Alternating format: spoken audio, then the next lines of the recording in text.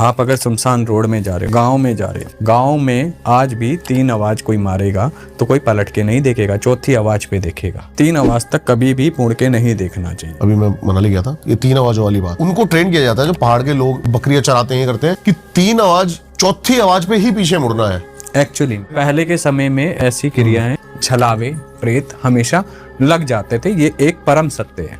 अब लोगों को सिर्फ उतना ही पता है कि जितना उन्होंने पढ़ा है, समझा या किसी ने बताया है।